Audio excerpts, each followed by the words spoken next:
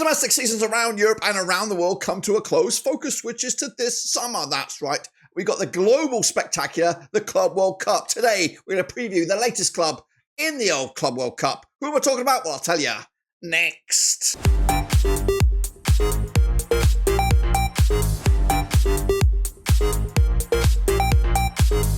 That's right, folks, back once again with another video. Today, we're taking a look at the Club World Cup. That's right, and we're going to preview the latest club that's coming at you in this summer spectacular. Who am I talking about? Well, I'll tell you in a second. If you're new, where you been? Smash your subscribe button, your subscribe for Blackburn Rovers, Club World Cup, World Football. We're going to here under Ruski. That's right, we're going to have non-stop coverage of this year's Club World Cup taking place right here in the United States. And of course, we're going to preview each and every one of the clubs on the channel and look forward to a whole summer of action. That's right. We'll get into all of that, of course, in a second. A big shout out to the members and the patrons, of course. And again, if you're new, where have you been? Hit the old subscribe. Your one-stop shop for Club World Cup is right here, of course. Today, we're going to preview the latest club on the list, and we'll get to them in just a second.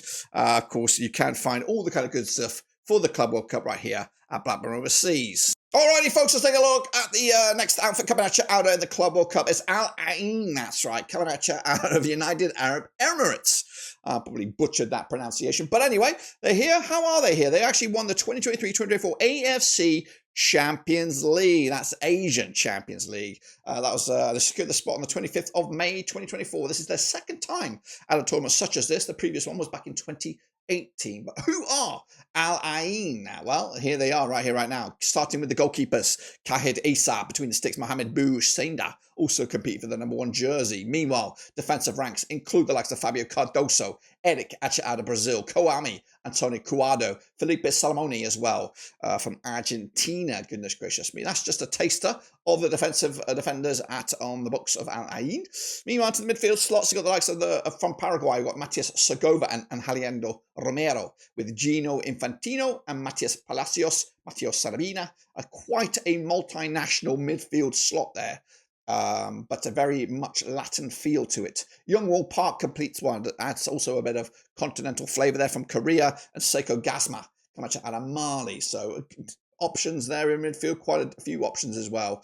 And up top, the likes of Soufiane Rami lead the charge with Kojo Fodo Laba and Lila Kusaki up top, as well as a couple of United Arab Emirates options as well. So what about the key players? Well, the main man has actually been Kojo Fodo Laba, chipping in with a 7.90 average throughout the season. Alejandro Romero chipping in with a 7.63 average as well. So not too shabby for those guys, and they have been the best players on the pitch according to SofaScore. What about an average 11? This is an average 11 that you can expect from these folks when the tournament does kick off in June.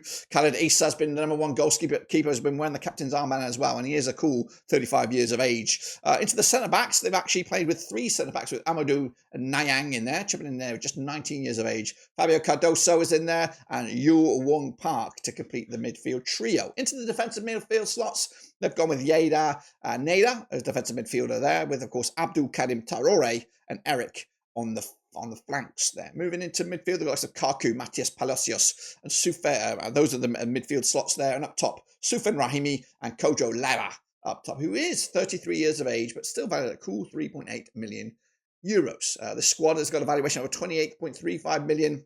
The average age is around about 27.7. This is at the starting lineup, of course, but they do have 7 foreigners in there. This is their tale of success, of course. They're coming at you as 2-time AFC Champions League winner. Back in 2003 was the first, and the most recent back in 23-24. But they are UAE champion. A record, I think it's a record, 14 times. The first success was back in 76, 77, with the most recent one back in 21-22. But they have got other cup successes as well across the UAE and beyond. So there ain't no strangers to success. The man pulling the strings, though, is Vladimir Ivic, a cool 47 years of age with a 2.06 point per match ratio.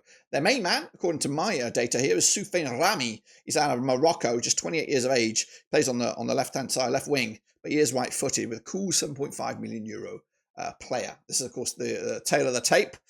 The valuation of the entire squad, 44.84 million euros with a 1.40 million euro per player. That's on average. The average age is quite young, 25.8, with 11 national team players, 3 youth national team players, 12 foreigners within the squad at Al Ain. Meanwhile, they do kick it all off in Group G. That's right, all the way into June 18th, and they take on probably your fate. Well, actually, second favourites, you would say Juventus. That's on 18th of June. Then they do take on Man City on the 22nd of June before wrapping up against Wydad out of Morocco, I believe.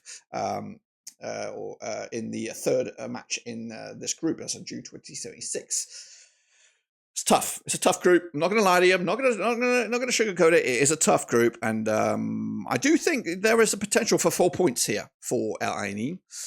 Of course, they've got to win the last game, and they've got to take a point off one of the other two. And if they could do that, who knows? And then goal difference might be a factor. So we may see these guys explore the last 16, but realistically, it's going to be a tough old slog. This is what they'll be wearing, though, on the tournament. Of course, the 2024-2025 home kit, all black, with a couple of bits of gold flash there. The white one as well is the away kit, with a nice looking orange for the third. But what is my hopes and expectations for Al Ain moving forward into this tournament? Well, the bookies do have them as the outsiders, 9-2 to qualify from the group. It's quite a large odds, really, when there's only 4 teams in the group, and 201 to win the pissing thing. Now, the odds are so huge because of Juventus and Man City being in the group. The chances of these guys getting out of the group is very slim, if not to none, really.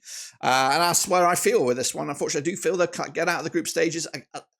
And honestly, I'd love to see some of these non-European and maybe even non-South American clubs go a little bit further in the tournament to give it a bit more spice, give it a bit more variety. But ultimately, I think Al Ain are one of the guys that are looking at more of a difficult task than others. Well, there you have it, folks. There you have it. Do you think this club has a chance to go all out glory over in the Club World Cup in this summer spectacular? Do you think they get out of the groups? Do you think they go to glory? Let me know your thoughts and opinions down below. Of course, we've got non-stop coverage right here at Blackburn Overseas. Previews, reviews, predictions, and even watch-alongs throughout the summer. So make sure you stick around for this global spectacular. And again, if you're new, hit the subscribe. And again, check out the links down below. We've got non-stop coverage. And of course, you can support the channel in other ways. So until then, we'll see you soon when we return. But until then, we're done.